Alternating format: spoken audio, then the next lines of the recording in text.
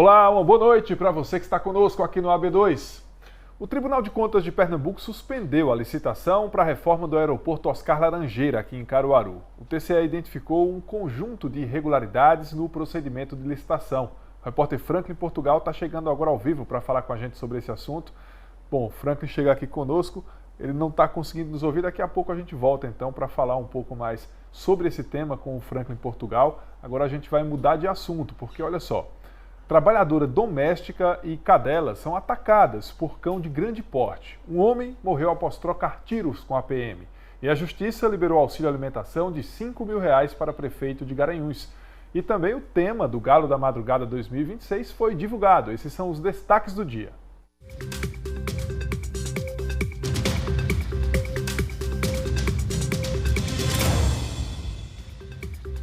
Uma mulher e uma cadela foram atacadas por um cachorro de grande porte no bairro das Graças, no Recife. Imagens de câmeras de segurança registraram o incidente.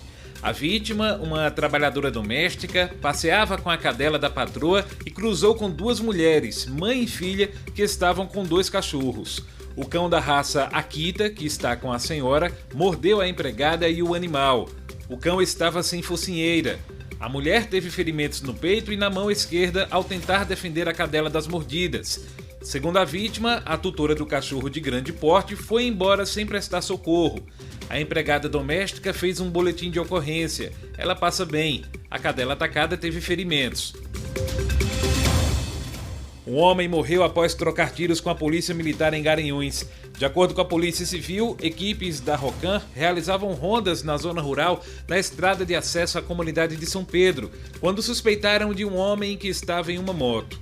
Bruno Moura da Silva, de 21 anos, teria desobedecido a ordem de parada e fugiu. Ainda segundo a polícia, o homem teria atirado contra os policiais, que revidaram em seguida. Bruno caiu da moto e foi socorrido com vida ao Hospital Regional Dom Moura, mas não resistiu. De acordo com a polícia, foram apreendidos com ele um revólver, munições, pedras de crack e uma porção de maconha. A Secretaria de Defesa Social do Estado disse que a Corregedoria Geral vai instaurar uma investigação preliminar e acompanhar o inquérito. O Tribunal de Justiça de Pernambuco suspendeu a decisão que proibia o pagamento do auxílio alimentação no valor de R$5.000 ao prefeito de Garanhuns. Com a decisão, a lei municipal, que também garante o valor de R$2.500 ao vice-prefeito, aos secretários e aos presidentes de autarquias municipais, volta a valer até o julgamento final do processo. O desembargador Paulo Augusto de Freitas Oliveira, que deferiu o pedido, ressaltou que a suspensão da lei representava uma interferência significativa na autonomia do ente federativo e na separação de poderes, além de gerar maior dano à ordem pública do que sua vigência. Ele destacou que a lei foi regularmente aprovada e sancionada pelo Legislativo Municipal. A lei havia sido suspensa em caráter liminar pela Vara da Fazenda Pública da Comarca de Garanhuns. A medida alegava que o pagamento poderia gerar impacto anual estimado em R$750 mil aos cofres municipais.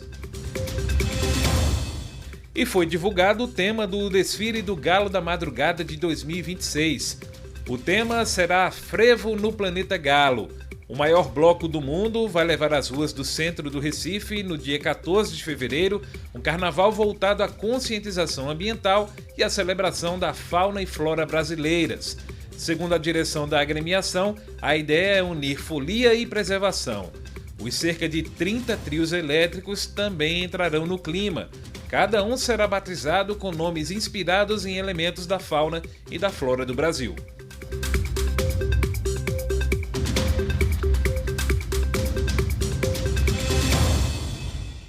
Muito bem, agora a gente retoma a conexão com o repórter Franklin Portugal para falar sobre essa situação do aeroporto de Caruaru. O Tribunal de Contas do Estado suspendeu essa reforma, que é muito aguardada por toda a região. Franklin, você agora consegue nos ouvir? Boa noite. Que informações você traz sobre esse assunto?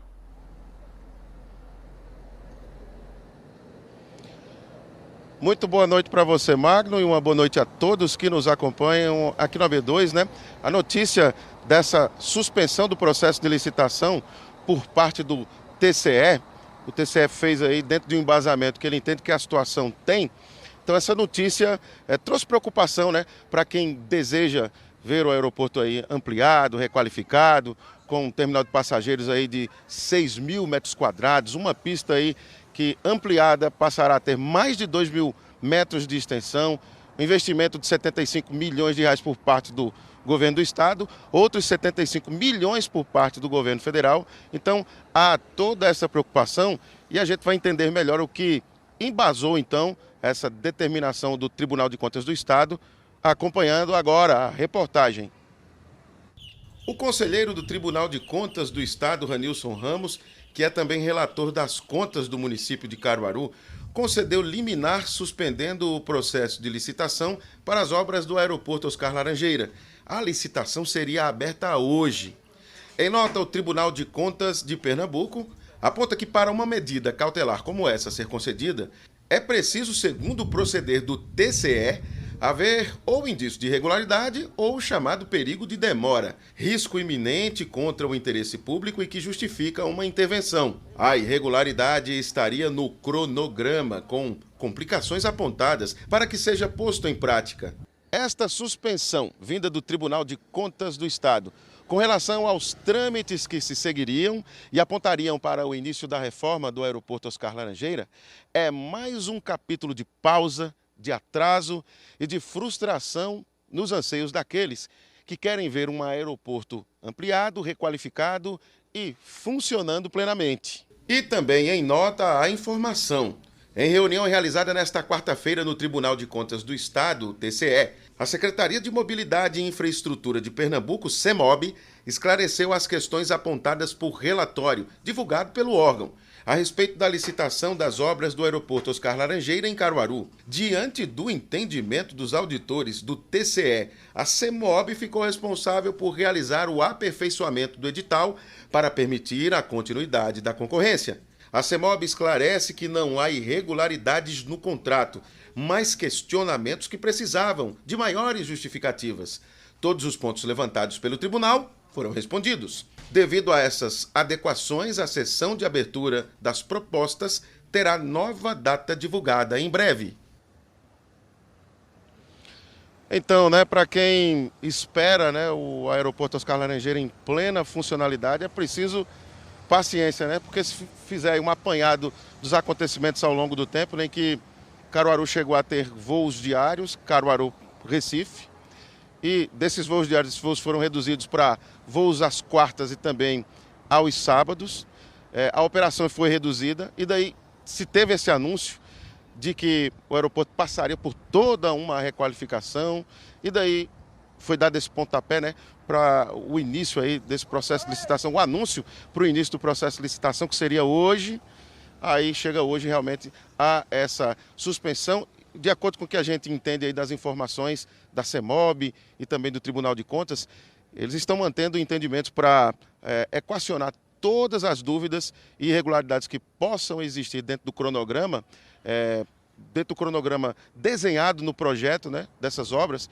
Então a gente espera que tudo seja equacionado e resolvido e uma data bem próxima já seja apontada para o início do processo de licitação e tudo consiga fluir com normalidade a partir de tudo isso. Então a gente segue acompanhando. Magno.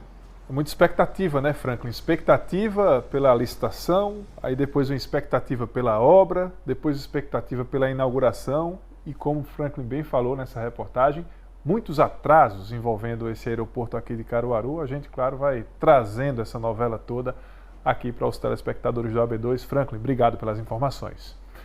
E olha só, no próximo bloco você vai ver que as escolas privadas já começaram o processo de renovação de matrículas para o ano que vem. A gente fala sobre esse assunto daqui a pouco.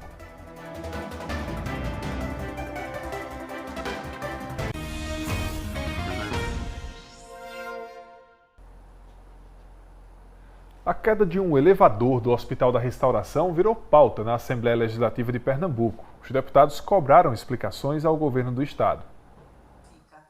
A Comissão de Saúde da Assembleia Legislativa aprovou um requerimento para ouvir a secretária estadual de Saúde, Zilda Cavalcante. Logo no começo da sessão, a líder do governo, deputada Socorro Pimentel, registrou insatisfação pelo fato de a secretária ter sido convocada em vez de convidada. Não é o mérito Isso a secretária tem que vir aqui de forma a explicar o que vem acontecendo e nós estamos aqui para aprofundar esse debate como legisladores, fiscalizar o governo do Estado, as ações, mas falar da forma como foi colocada essa convocação. Segundo o deputado Sileno Guedes, o motivo da convocação foi o incidente em um dos elevadores do Hospital da Restauração. O que nós vimos recentemente com o elevador que despencou do Hospital da Restauração é apenas a face visível desse problema. Então, a gente precisa saber como vai ser enfrentado, o que está sendo feito para ser enfrentado esse problema. No dia 6 de setembro, um elevador despencou do 5º ao 2º andar. A ascensorista ficou 20 minutos presa, mas não se feriu. Hoje, Zilda Cavalcante disse que os 2 elevadores vão ser substituídos dentro de um prazo de 60 a 90 dias. Existe uma licitação emergencial que já tem 2 empresas vencedoras, então vão ter 2 elevadores do Hospital da Restauração e 2 do Hospital Agamenon Magalhães e 2 do Hospital Getúlio Vargas, que vão estar sendo trocados nos próximos dias. E a gente está agora com um termo de referência, vai ser lançado nos próximos dias uma licitação ordinária de cerca de 40 elevadores, para que a gente possa trocar todos os elevadores da rede de saúde do Estado, dos grandes hospitais. O incidente no HR trouxe à Alep um debate mais amplo sobre a situação da saúde no Estado. Além dos elevadores, os deputados querem informações sobre filas de espera, estoques de insumos, investimentos em reformas e o fechamento de leitos de UTI pediátricos no Estado. O que vemos na contramão disso tudo é o fechamento de unidades. Se fechou o Hospital de Retaguarda da Restauração, se fechou a UTI pediátrica do Correia Picanço, se fechou o Jesus Nazareno em Caruaru, se fechou o UTI pediátrica em Nazaré da Mata. Nós recebemos todos os dias informações e reclamações de todo o Estado de superlotação, de falta de infraestrutura, de falta de insumos, de falta de qualidade do atendimento. A secretária explicou a questão dos leitos, rebateu as críticas à saúde e definiu a situação como controlada. A situação é absolutamente controlada. A gente vive situações pontuais de superlotações nos hospitais. Isso é histórico, isso sempre houve no estado de Pernambuco. Inclusive não é no estado de Pernambuco, isso é no Brasil como um todo. Mas a gente tem um controle absoluto na assistência, inclusive trabalhando com eficiência de processo de trabalho e com abertura de novos leitos para que a gente possa atuar direcionando para descomprimir, vamos dizer assim, e poder retirar, criar uma retaguarda para o Hospital da Restauração. O fim de ano está chegando e daqui a pouco começa o período de matrícula nas escolas particulares. Inclusive, muitas delas já deram início pensando em 2026. Para os pais que já têm filhos nas escolas privadas, é preciso estar atento na hora de fazer a renovação. O fim do ano se aproxima e com ele começa também o período de renovação de matrícula escolar. Para muitas famílias, esse é um momento de planejamento financeiro e também de atenção redobrada aos direitos do consumidor. Nesse colégio particular, a campanha de pré-matrícula e rematrícula já começou. A instituição de ensino se antecipou e lançou oficialmente o processo. A gestora explica como a instituição se organiza para garantir clareza e tranquilidade aos pais. O colégio afirma ainda que os responsáveis são avisados com antecedência para que possam se organizar. E quem renova a matrícula antes costuma ter acesso a condições especiais. Já enviamos todos os protocolos, o que tem que se fazer, com a data que tem que ser, para eles não perder realmente as grandes vantagens que foram planejadas, pensando nas famílias e no seu orçamento familiar. E as pessoas procuram com certa antecedência ou costumam deixar para a última hora? As que pensam realmente no financeiro, que vai ser uma boa vantagem, eles correm e fazem logo a matrícula. Mas é justamente nesse período que surgem dúvidas e também práticas que podem ser consideradas abusivas. Conversamos com o advogado Rodolfo Santiago, que alerta sobre cobranças irregulares e esclarece os principais direitos dos pais na hora da renovação. O pai que está inadimplente, aquela família que está inadimplente na escola, o filho não pode sofrer imediatamente com essa inadimplência. Então, ao longo do ano, digamos que a família tenha deixado de realizar o pagamento de 2, 3, 4 mensalidades. O aluno, por lei, ele não pode ser, por exemplo, proibido de realizar as atividades escolares por conta do não pagamento. E a rematrícula? No entanto, quando se está chegando ao final do ano e há necessidade de se abrir um novo período de matrícula, as escolas também não podem ser obrigadas a continuar com aquela família no fornecimento de um serviço que é significativo, essencial, mas que precisa também ser remunerado. Segundo a Lei 9.870, é proibido cobrar taxas extras, como pré-matrícula, que façam o responsável pagar mais de 12 mensalidades por ano. Outro ponto importante é que qualquer reajuste na mensalidade precisa ser justificado por uma planilha de custos e divulgado com pelo menos 45 dias de antecedência. A legislação também proíbe que a escola exija dos pais a compra de materiais de uso coletivo, como itens de limpeza ou de escritório, já que esses custos devem estar incluídos na mensalidade. A lei proíbe expressamente que as escolas cobrem das famílias o material de uso coletivo, mas ela não proíbe que as escolas possam fazer reajustes de mensalidade em decorrência da utilização desses materiais. Então, é preciso também que se compreenda que o valor da mensalidade serve exatamente para corrigir as necessidades do dia a dia da escola, certo? Então, a escola pode cobrar à parte o uso de um material que seja coletivo? De jeito nenhum. Camila é mãe do pequeno Bruno, de 9 anos, que estuda em escola particular. E ela conta como se prepara com antecedência para essa época do ano e porque considera fundamental manter as mensalidades em dia. Eu, geralmente, faço a renovação à medida que eles mandam, porque eles mandam um desconto. E esse desconto faz com que a gente permaneça com o mesmo valor da matrícula atual, em que se deixar para o ano que vem, ela vai vir corrigida. Então, geralmente, a gente faz a adesão da matrícula já no meio do ano, tem a possibilidade de parcelamento, então já não dá para desconfigurar no orçamento e a gente faz dessa forma para não se atrapalhar. É muito importante, por exemplo, a gente manter as mensalidades pagas certinhas para a gente não se complicar financeiramente, principalmente tratando que o início de um ano tem muitas demandas e despesas. Neste período, o ideal é que as famílias se informem, conversem com as escolas e, se necessário, procurem ajuda de órgãos de defesa do consumidor. A educação é um direito, mas também um compromisso que exige atenção e responsabilidade. A escola pode segurar, por exemplo, o aluno não está pagando e ele decidiu se matricular em outro colégio. A escola pode se negar a ofertar os documentos que comprovem as notas de uma primeira unidade e de uma segunda unidade, por exemplo, de jeito nenhum. Não pode reter qualquer documento que seja em decorrência de inadimplência. O que a gente precisa entender nessas horas, para não ficarmos nos pormenores legais, é que não pode existir nenhum tipo de conduta por parte da escola que cerceie, que negue a efetividade do direito do acesso à educação. Agora intervalo no AB2 e na volta a gente fala sobre um projeto de estudantes que mostra a variação na temperatura nos bairros aqui em Caruaru.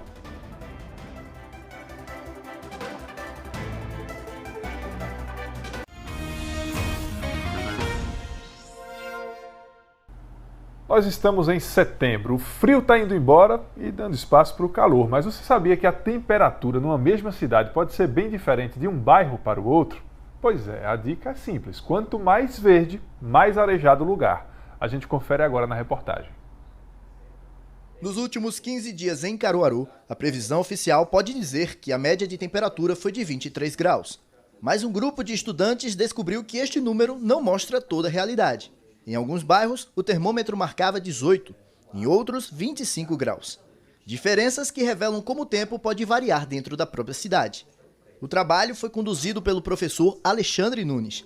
Ele distribuiu termômetros entre os alunos, em diferentes bairros, para observar as variações de temperatura. Para que eles fizessem a aferição tanto da temperatura da umidade, para que a gente desse uma sinalização de cada bairro. O que é que ele precisa? Quais são os problemas? Aquele bairro é arborizado, aquele outro precisa de uma infraestrutura melhor, enfim, para entender isso e, consequentemente, a gente vê as doenças, a questão da saúde, enfim, que a temperatura traz para cada ser humano. Globalmente, é constatada uma elevação na temperatura média do planeta.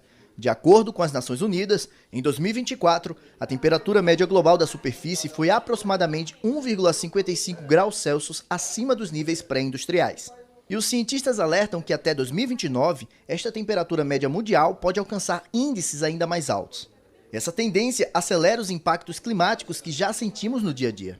A ciência explica que a temperatura está ligada ao movimento das moléculas. Quanto mais agitadas, maior o calor.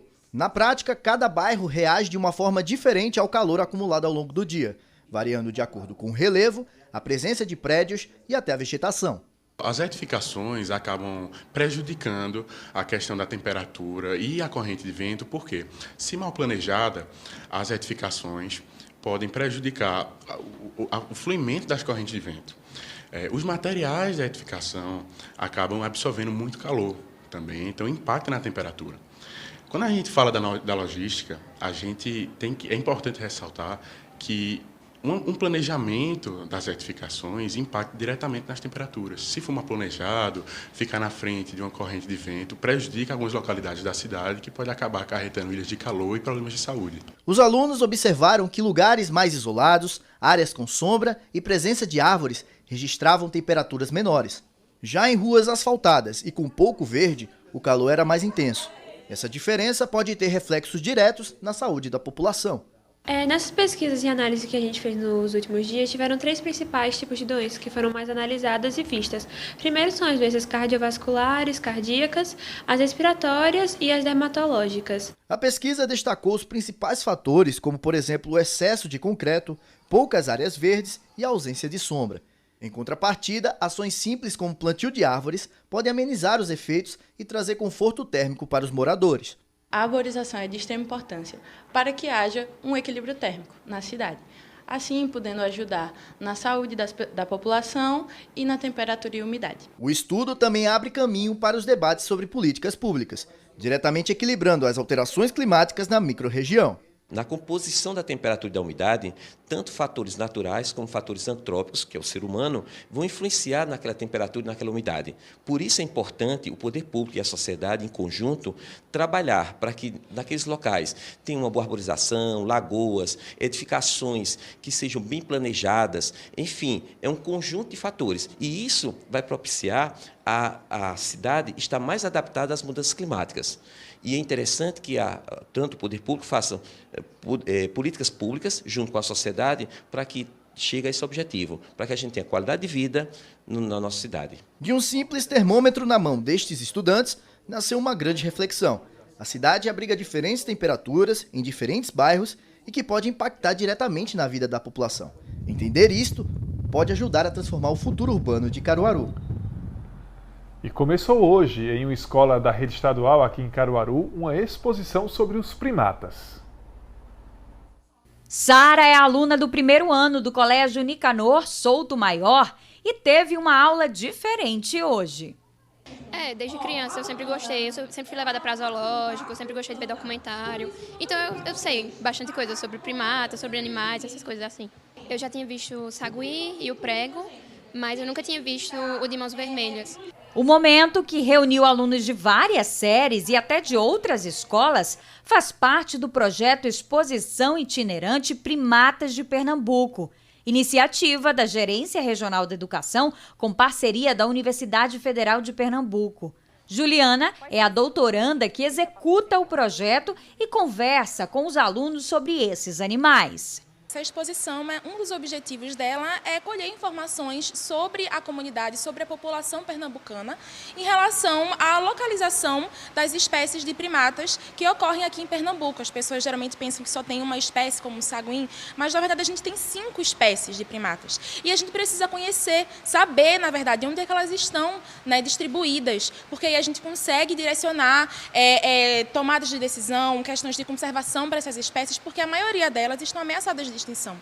Uma das partes mais interessantes do projeto são essas estatuetas que são muito parecidas com os animais reais. Elas foram trazidas pelos pesquisadores para a interação dos alunos. Elas foram feitas por um artista plástico da cidade de Igaraçu, o Antero Assis Moura. A ideia é trazermos uma experiência ecológica, não apenas de maneira teórica, mas de maneira sensorial, para que os nossos estudantes eles possam ver, eles possam vislumbrar, eles possam conhecer e até mesmo tocar, por meio desses primatas que já viveram no nosso estado e que ainda vivem,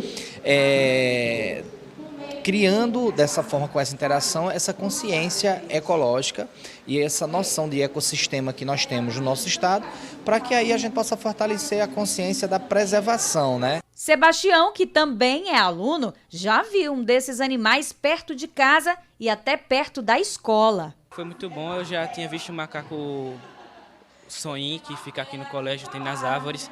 E tem muito lá perto de casa, eles ficam no muro. E foi bom também que eu descobri que não pode alimentar, que eu até dava alimento para o Soin, entregava banana, mas agora eu descobri que não pode.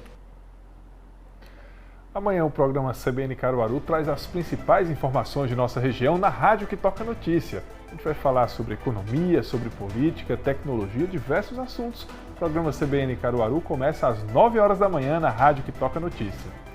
E assim a gente encerra mais uma edição do AB2, agradecendo a você pela audiência, um super abraço. Amanhã a gente se encontra por aqui novamente.